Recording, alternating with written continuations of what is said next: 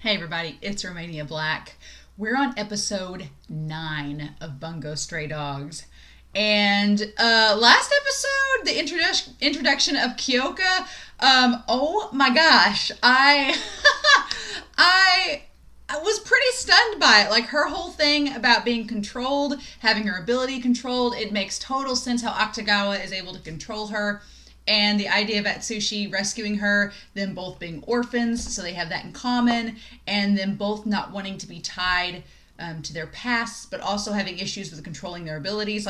There's so many parallels between Atsushi and Kyouka, and I really am hoping that Atsushi is able to be a good presence in Kyoka's life. And I guess we're gonna find out this episode. I guess, but I did a little bit of research on Kyouka Izumi. And it's very interesting. Kyouka Izumi is actually a man by the actual name of Kyotaro Izumi. And Kyouka was just a pen name. So it's really interesting that she's based off of, the character she's based off a man, which kind of ties to that whole idea of her not being who she seems, right? But is a modern Japanese poet and writer that often had very kind of modernistic plays and short stories. But the one that her ability is based off of, Demon Snow, is so perfect for this show. It is such a perfect ability to be based off of from the last episode. So Demon Snow is a reference to Demon Pond, which is a 1913 play that Kyouka Izumi wrote.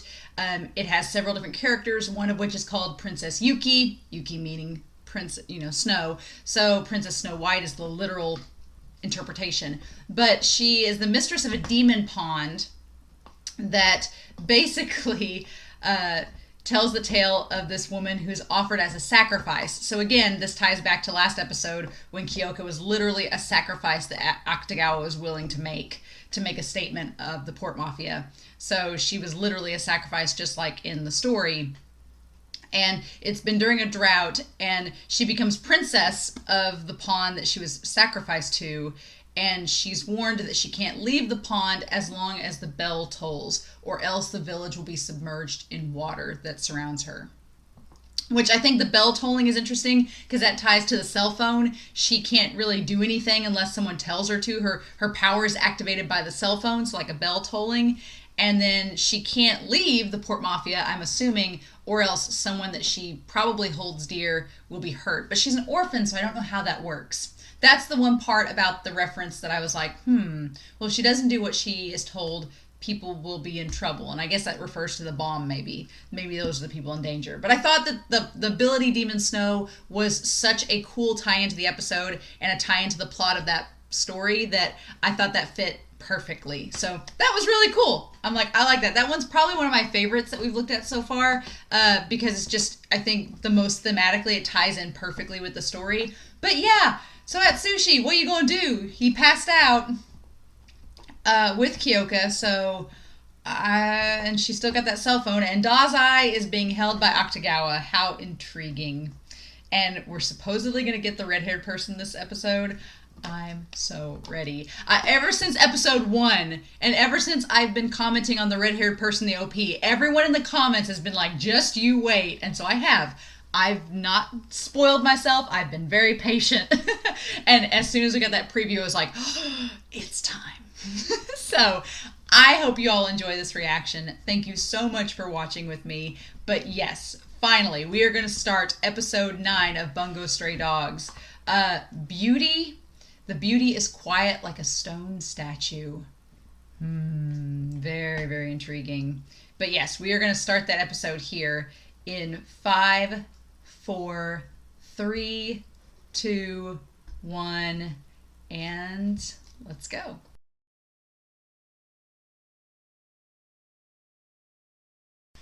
Oh, okay. Cool. All right. Oh, I love it. I love it so much. Oh, you guys. This episode. There's a lot going on this episode, and I'm all here for it. Let me tell you. Episode 9, y'all.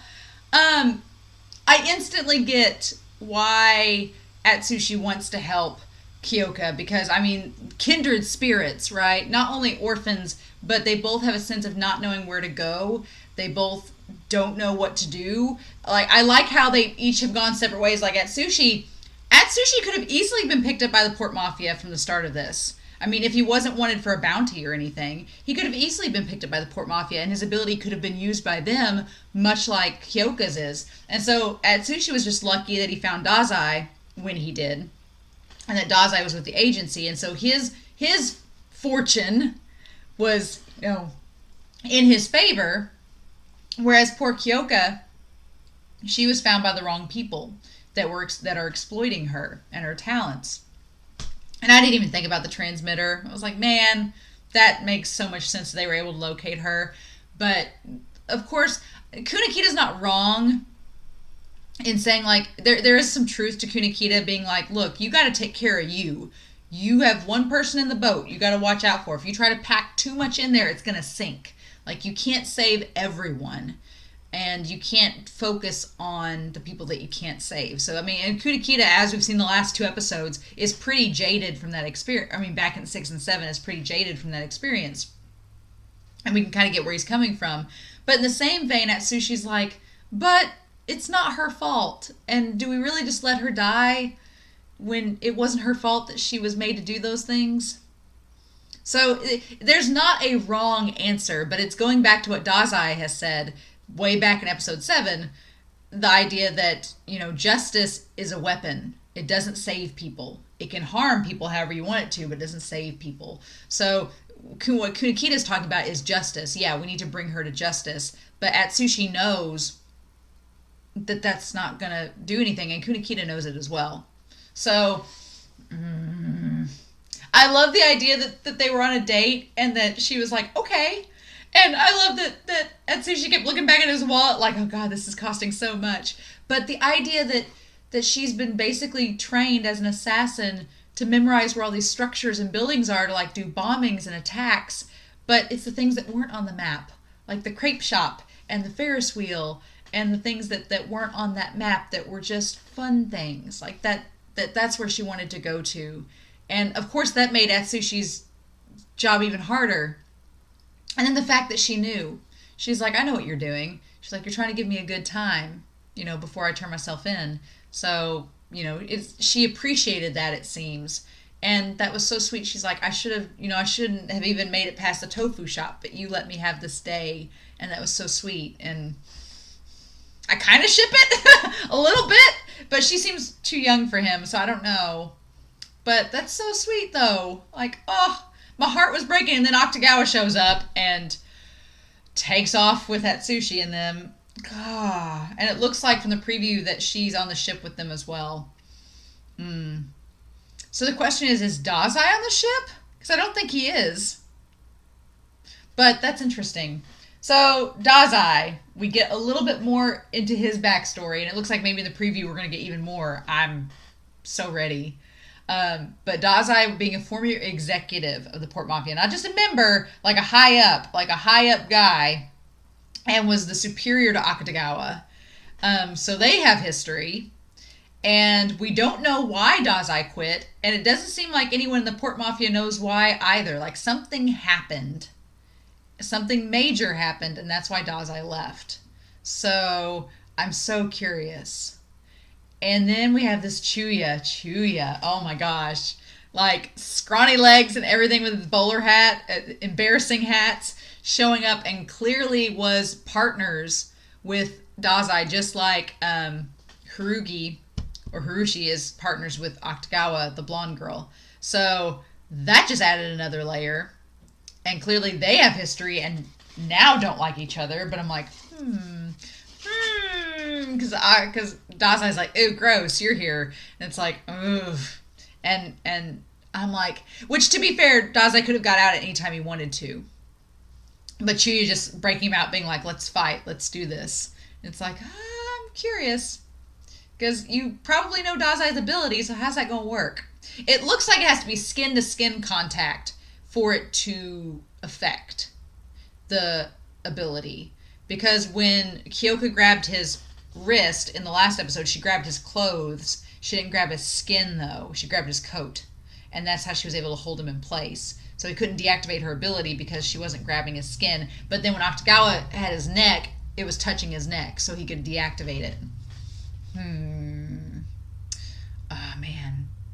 And it's very interesting, the kind of factions with everybody in the agency. Like Kunikida being the pragmatic, like, no, we need to think of the whole, objectively, everything. But then Rampo, it makes sense. Rampo is very, very objective about those things too. So he's like, nah, we need to stick with the logical choice too. So I'm with Kunikida. But Naomi's like, not this kid. We're not letting him go. I'm going to get the president involved, and I'm going to go to the higher ups. And she was like the Karen of this episode. She's like, you will deal with this. and they are. So I'm still so curious about Kenji's ability, because he just shows up and Kenji like seems to manhandle the information out. So it has to be something with super strength. It has to. It gives me such Black Butler vibes, Kenji does. But I'm assuming we'll find that out at some point.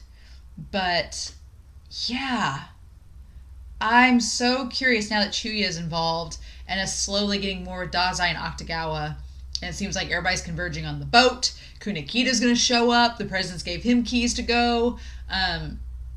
It's so weird because the Port Mafia is an ominous presence. And for the world at large, they're basically a pretty powerful force.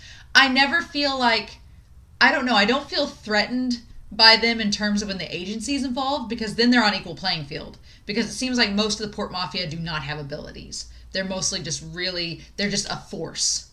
And they get stuff done, but it seems like Akutagawa is the main one that has an ability, and this Chuya has an ability too. So, and then, well, the guy that had Camellia had an ability as well. But it seems like most of the Port Mafia members either don't have an ability or we don't know about it if they do. So that's interesting. But yeah, Kyouka and Atsushi being on the ship, and Akutagawa's there, and I don't know if Dazai and Chuya, if we're going to get more with them. It seems like we're getting flashbacks next episodes, and Kunikida, I really want Kyouka just to join the agency and just be an agent with them, but I don't know with her history if that's going to be possible. But Dazai was a Port Mafia member, and nobody knows. Obviously, because then they'd probably kill him, if that were the case. And that would, man, just thinking about that would kind of, with this episode, kind of ruin the relationship with Kunikida and Dazai. Because Kunikida's so pragmatic that he basically was going to tell this girl, like, sorry, you're going to die, even though she's standing right in front of him, innocent as all can be. So if Kunikida's like that with her, that could be really bad if he finds out that Dazai's with the Port Mafia. That could be really bad. I can see why Dazai hasn't told anybody, because he knows how Kunikida is. Ooh, that's problematic. Especially we're on episode 9, going into the last 3 episodes of this season. That's tricky. My question though is why Dazai didn't escape sooner, and why he's waiting for a particular time. I guess maybe he was waiting for Akutagawa to leave. I don't know. That part is, I'm going to wait and see if we find out more next episode. And then with this whole thing with Chuya, how that's going to factor in.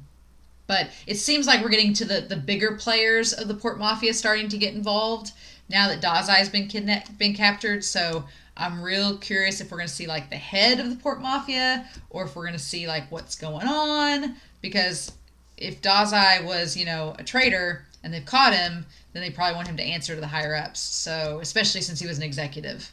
So, that's intriguing. But yeah, guys, this episode was really, really good. I really liked last episode a lot, but this episode may be my favorite so far. This episode might be my favorite so far, because we had the really warm, comforting scene with the day out with Atsushi and Kyouka. We had this mystery intrigue start out with Dazai and Chuya, and then Akutagawa is just being extra and diva-y. Akutagawa is a diva. He is a straight-up diva with his coat. I'm just gonna say it, but I'm so intrigued, guys. I'm so excited. I am curious to know your thoughts down below. Next episode, I'll research this Chuya, see if I find anything out about that ability that might hint at what he can do. But in the meantime, I hope you all have a wonderful week. Please stay safe, take care, and yeah, next week we'll be back with episode 10 of Bungo Stray Dogs. See you guys. Bye.